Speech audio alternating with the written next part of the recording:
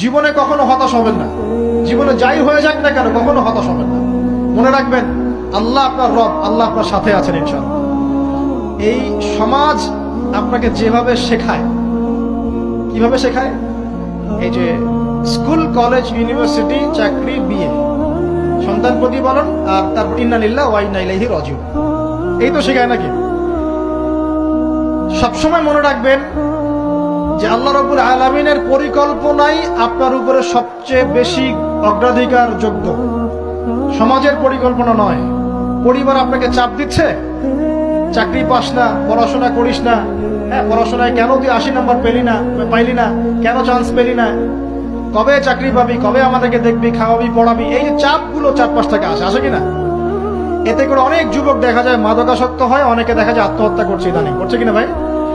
এই শব্দটা থেকে আমি এই পয়েন্টটা আজকে লিখেছিলাম যে ভুলেও আল্লাহর প্রতি বিশ্বাস এবং তাওয়াক্কুল হারাবেন না।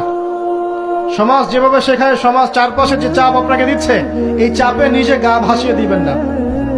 আপনি আল্লাহর কাছে দোয়া করবেন, আল্লাহর কাছে পথ চেয়ে নিবেন এবং আল্লাহর প্রতি তাওয়াক্কুল ভরসা করবেন। কখনো আত্মহত্যার পথ বেছে নিবেন।